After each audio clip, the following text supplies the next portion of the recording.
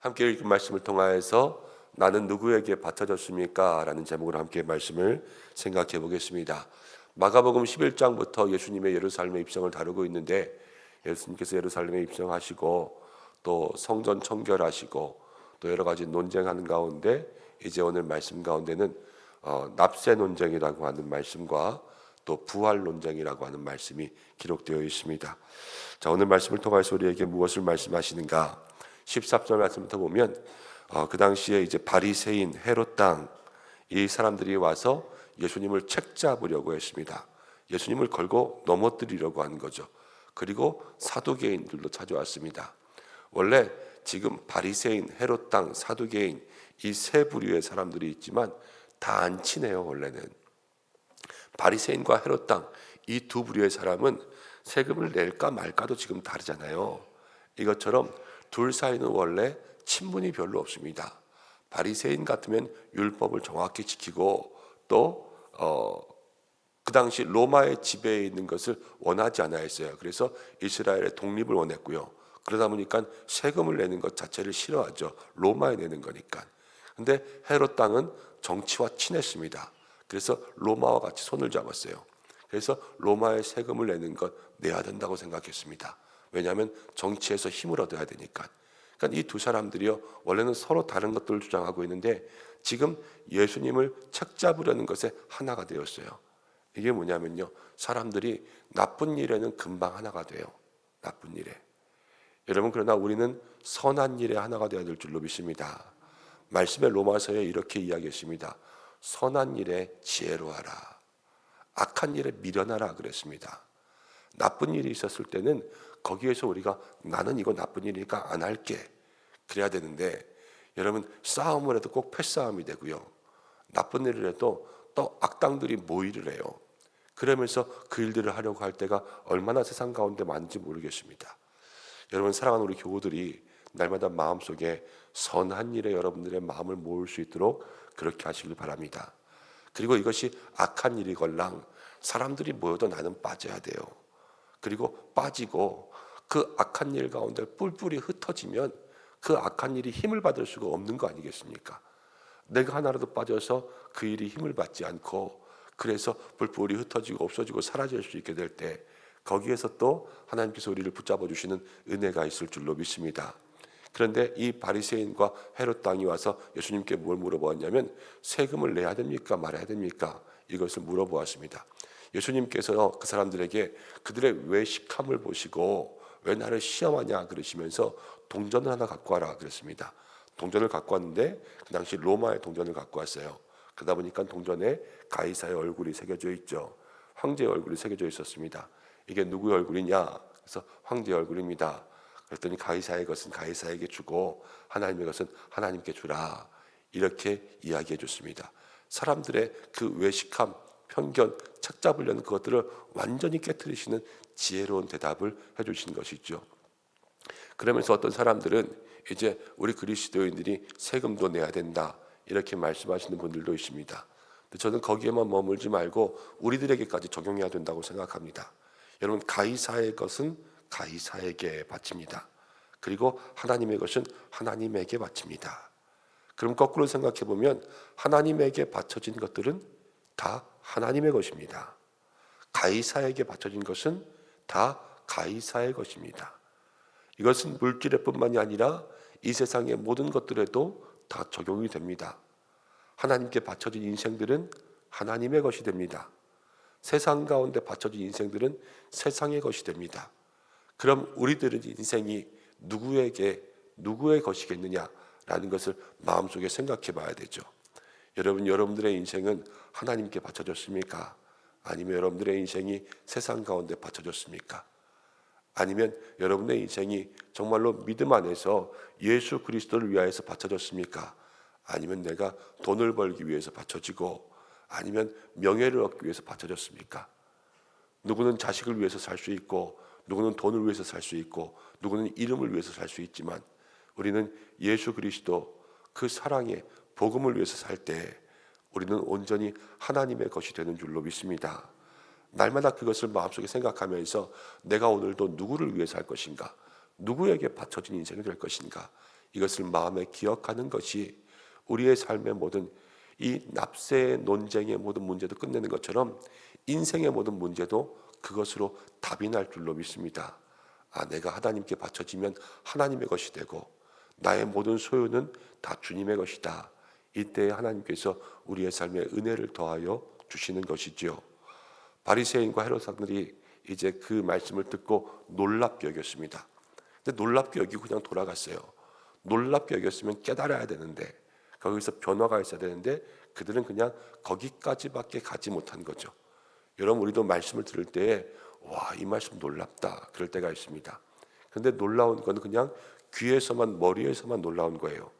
그 놀라운 말씀이 가슴으로 가고 인생으로 가서 가슴과 인생을 변화시켜야지만 그것이 놀라운 말씀이 아니라 놀라운 인생으로 변화되는 거죠. 우리 모두가 말씀을 들을 때마다 놀라운 인생으로 변화될 수 있기를 간절히 소망합니다. 그래서 말씀대로 사는 인생, 다른 게 아니에요. 그게 놀라운 인생이에요. 놀라운 인생. 뭐 일확천금을 벌고 갑자기 하루아침에 로또 복권이 당첨돼서 와, 저 인생 놀랍다, 뭐 집값이 올라서 놀랍다, 이게 아니라 말씀이 변화된 그 인생이 놀라운 인생이라니까요. 성경 가운데 보세요. 말씀이 들려도 그 귀에 말씀이 박혀도 변화되지 않는 인생들이 있잖아요. 그런 인생들이 아니라 그 말씀 한마디에 내 가슴이 움직이고 내 가슴에 깨달음이 있고 내 가슴에 눈물 나는 인생, 그게 세상 가운데 진짜 놀라운 인생이에요. 여러분, 그러한 인생들로 살아가시기를 주님의 이름으로 축복합니다. 그리고 그 이후에 이제 사두개인들이 나오는데, 사두개인들은 부활이 없다 생각했습니다. 그리고 부활이 없다 생각하고 성경도요, 모세 오경만 믿었어요. 그러니까 여기서 19절에 선생님, 모세가 우리에게 써주기를, 이 모세 얘기만 하는 거예요. 근데 이 사람들이 부활이 없다 그랬으니까 이 부활에 대한 말씀을 가지고 책잡을 읽고 예수님께 나왔습니다. 친형제가 있었습니다. 그런데 마지가 이제 결혼을 했는데 죽었습니다. 그러니까 이 부인이 씨를 얻기 위해서 둘째와 결혼하는 거죠. 그래서 계속 그렇게 해서 7째까지 결혼했습니다. 이제 형사수치제라기도 하고 또 뭐라고 했는데 제가 잠깐 기억이 안 나요. 근데 어쨌든 그거를 이어가는 목적은 두 가지예요. 첫 번째는 창세기에 보면은 여자의 씨에서 이제 그 하나님의 자손이 나타나서 뱀의 머리를 다 밟지 않습니까? 그러니까는 여자의 씨에서 다윗의 자손 예수가 나타나야 되거든요. 그러니까 여자는 씨를 못 내면 안 돼요. 무조건 씨를 내야 돼요. 왜냐하면 그 여자가 씨를 못 냈을 때 메시아가 못 나올 수 있다고 생각하는 거예요. 그러니까 무조건 결혼을 해서 여인들은 아이를 낳아야지 거기서 메시아가 나올 수 있다 생각해서 그 씨를 보존하고, 또 여인은 혼자 있으면 먹고 살 수가 없지 않습니까? 그래서 자식이 있으면 결혼을 안 해도 돼요. 그렇지만 자식이 없으면 계속 결혼을 해야지만 그 생명을 유지할 수 있다 생각했습니다. 그래서 7째까지 왔는데 사실 이런 경우가 어디 있겠습니까? 없는 경우들을 가지고 이렇게 예수님을 시험하는 거예요. 근데 예수님께서 그랬습니다. 너희가 하나님도 또 성경도 알지 못하는 거로 오해하는도다. 오해하는도다. 우리는 여기서 예수님을 찾았는데 먼저 이 사두개인들이 이 자기가 믿는 바가 예수님과 사두개인들이 달라요. 다르다 보니까 예수님을 공격하는 것을 보게 됩니다. 이 다름 때문에 공격하는 것, 이건 아주 큰 문제예요. 거기서 무엇인가 협의하고 의논하고 토론하고 일치할 점을 찾는 것이 아니라, 아니면 그 다름에 대해서 무엇인가 인정하고 나가려는 그런 것이 아니라 나와 다른 것들은 다 공격하려는 것, 일단 그것은 큰 문제가 될 수 있습니다. 근데 여기서 예수님 말씀하시는 것은 먼저 오해라는 말을 하세요. 오해. 여러분, 그럴 때가 있죠. 우리도 얼마 전에 또 문화재에 낙서하신 분들도 있어서 큰 이슈가 되고 잡혀가기도 했는데, 그런 문화재의 낙서뿐만이 아니라 가끔가다 그런 뉴스들을 볼 때 있습니다. 어디 절에 갔는데 그 부처상에다가 낙서를 하거나 아니면 절의 담벼락에다가 십자가 그려놓고 오시는 분들 있잖아요. 여러분, 혹시 그런 거 보신 적 있으십니까? 그렇게 해서 그렇게 잡히신 분들 왜 잡혔냐 그러니까는 그렇게 해야 될 것 같아서, 예수 그리스도의 복음이 이 절을 이겨야 되니까 절의 담벼락에다가 빨간색 매직으로 아니면 페인트로 십자가 그려놓는 거예요. 낙서하고. 그러면은 그게 이긴다고 생각하는 거죠. 여러분, 그게 뭐예요? 오해죠, 오해. 예수 그리스도의 영적 승리는 그런 영적 승리가 아니죠. 그러면 우리가 다 힘 모아가지고 산에 올라가서 다 절대로 부시죠. 그게 아니잖아요. 우리는 보이지 않는 싸움을 하는 거 아니겠습니까? 그러니까 기도하고 무릎 꿇고 눈물 흘리고 다 영적으로 모든 것 이겨가기 위해서 그렇게 싸워가는 거죠. 여러분, 오해하면요, 그 오해를 통하여서 때로는 우리가 잘못된 실수를 저지를 수 있고요. 그리고 더 나아가서는 때로는 믿는 사람이 더 할 때도 있어요. 그렇게 오해하면. 그런데 여기서 무엇을 오해하냐?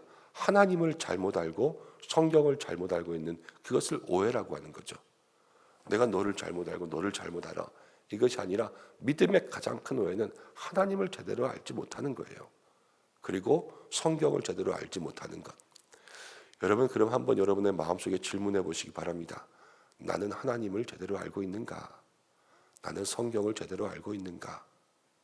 제가 목회하다 보면 여러분, 기도의 응답도 오해하시는 분 많아요. 기도하고 응답 받았습니다, 이렇게 이야기하시는 분들 많은데 그거 응답 아니에요. 제가 얘기할 때가 있습니다. 왜 목사님은 기도해 보지도 않고 응답이 아니라고 합니까? 그 응답이 성경적이지 않거든요. 성경 가운데 나온 하나님의 모습이 그 기도의 응답에는 없거든요. 하나님 그렇게 응답하실 분 아니에요. 그래도 믿지 않아요. 왜냐하면 본인이 알고 있는 하나님이 없는 거예요. 본인이 알고 있는 성경이 없고 그냥 마음속에 그냥 간절히 기도하다가 거기서 마음속에 드는 생각이 있잖아요. 기도하다 보면 마음속에 드는 생각과 영적인 응답을 분별할 수 있어야 되는데 그 분별형이 뭐였으면요, 그냥 기도하다 이런 생각 들면 하나님 주시는 생각인가 보다 따라가서 안 되면 망하는 거예요. 그리고 왜 그러지? 응답이 아닌가 보다. 또 기도하다 또 생각 들면 또 그렇게 가보고. 그래서 생각대로 가다가 망해요. 정작 응답은 한 번도 얻지 못하고. 근데 하나님의 응답은 늘 하나님께서 우리에게 주신 계시의 말씀 안에 있고 하나님의 속성 안에 있고, 이 응답이 하나님의 속성과 만나를 보면 돼요. 하나님 그렇게 응답하실 분 절대 아니신데, 그렇지만 그렇게 응답 주신다. 그것은 우리가 오해한다는 거예요. 여러분, 하나님을 잘 알고 성경을 잘 아는 믿음의 사람들 되시길 바랍니다. 그래야지만 정말로 우리의 삶에 응답도 알고 신앙의 길도 알고 믿음의 길에 은혜도 분별할 수 있어요. 그렇지 않으면 우리가 잘못된 길로 갈 수밖에 없는 거죠. 그래서 성경은 지금 두 가지를 얘기합니다. 24절에도 오해했다. 그리고 27절에도 오해했다. 이 두 번의 오해가 있는 거죠. 하나님을 오해하지 않는 믿음의 사람들 되시길 바랍니다. 그리고 예수님은 부활에 대해서 이야기했습니다. 부활에 대해서 뭐라고 이야기했냐?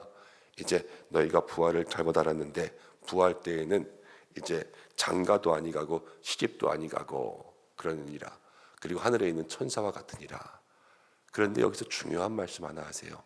뭐라고 하냐면 아브라함과 또 이삭과 야곱의 하나님, 그런데 산자의 하나님이라고 그랬습니다. 산자의 하나님. 이 당시 예수님 때는 이미 아브라함 죽었어요. 그리고 이삭도 죽었고 야곱도 죽었어요. 그렇지 않습니까? 근데 그들의 하나님인데 그들의 하나님이 산자의 하나님이에요. 그러니까 이 말은 아브라함도 살아있고 이삭도 살아있고 야곱도 살아있다는 말이 돼요. 어디에 살아있습니까? 죽었는데. 천국에 살아있죠. 우리가 예수님 오실 때까지 우리가 저 천국에, 우리가 이 땅 가운데 먼저 죽으면 천국에 들어가지 않습니까? 근데 그 천국에 들어가는 것도 죽고 들어가는 게 아니라 영생의 삶, 이 땅의 삶은 끝났지만 우리 영혼은 늘 살아있어 주님 앞에 영생의 삶으로 들어간다는 거예요. 그리고 예수님 다시 오실 때, 예수님께서 이 땅 가운데 다시 오실 그때에 우리가 먼저 잠자던 자와 그리고 그때 있던 자들도 다 일어나서 새로운 육체로 주님 앞에 나가게 된다는 것을 성경이 우리에게 이야기해주고 있죠. 그래서 우리는 이 땅에 이 육체의 껍데기는 벗을지언정 우리는 주님 안에 영원히 살아가는 영생의 삶, 이것을 산자의 하나님으로 보여주시는 거죠. 여러분, 우리에게 그러한 삶이 있습니다. 그것을 마음 가운데 소망하고 오늘 한날의 삶에도 영원 바라보며 믿음으로 승리하며 나아갈 수 있는 성도님들 되시길 바랍니다. 말씀을 정리하면 여러분 나쁜 일 가운데 마음 같이 하지 마시고, 그렇죠, 나는 누구에게 바쳐지는가 날마다 나의 믿음의 길 돌아보고, 또 마음속에 하나님 오해하지 말고 성경도 오해하지 말고 늘 바른 믿음으로 살아가고, 또 우리에게는 부활의 소망 영생의 삶이 있지 않습니까?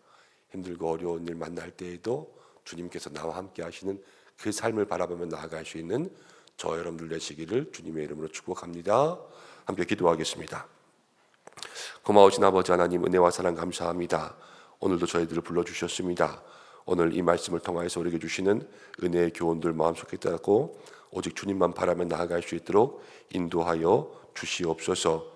오늘도 기도할 때에 하나님, 우리의 마음이 선한 일에 하나가 될 수 있도록 인도하여 주시고, 오직 주님께서 주시는 그 말씀 가운데 내가 누구에게 바쳐진 인생인가 돌아보게 하여 주시고, 말씀도 또 하나님도 오해하지 않는 믿음 되게 하여 주시고, 영생의 삶, 부활의 삶을 믿사오니 주여 오늘도 승리하는 성도들 되게 하여 주옵소서. 기도하는 모든 것 주의 뜻 가운데 이루어지게 도와주시고, 한 사람 한 사람 붙들어 주시고, 가정과 자녀의 일터에 하나님의 은혜가 있게 인도하여 주시옵소서. 새벽마다 간구하며 주의 이름을 부릅니다. 그 입술 가운데 함께 하셔서 주여 간구하는 모든 것이 힘이 있어 하늘 보자 움직이는 기도가 될 수 있도록 인도하여 주시고, 하나도 땅에 떨어지지 않게 인도하여 주옵소서. 새벽을 깨우는 모든 영혼들 주께서 붙들어 주셔서 날마다 영육 간의 강건함 더하여 주시고, 아프지 않게 하시고 삶에 힘 주시고, 하나님 이 새벽을 깨우는 믿음 가운데 아버지 모든 갑절의 은혜가 임할 수 있도록 인도하여 주시고, 특별히 우리 교회 하나님 기도에 불이 붙고 날마다 주님 주시는 은혜가 더하여 넘치는 교회가 될 수 있도록 역사하여 주시고, 또 온 나라와 열방 선교지 위해서 기도하는 가운데 있사오니 주여 선교사님들 명절 다가올 때에 하나님 선교지에서 복음의 일 열심히 합니다. 하나님 우리 선교사님들의 가정도 지켜주시고 부모 형제도 지켜주셔서 선교일 가운데 어려움 생기지 않게 주께서 함께하여 주시옵소서. 오늘 귀한 삶 주님께 맡기며 특별히 환우들을 위해서 기도하오니 하나님 아픈 모든 분 한 분 한 분 치료하시고, 한동순 집사님 오늘부터 하나님 다시 새로운 항암 시작하면서 암과 싸웁니다. 주께서 함께 하실 줄로 믿습니다. 영적 전쟁 승리하게 인도하여 주옵소서. 예수님의 이름으로 기도드립니다. 아멘.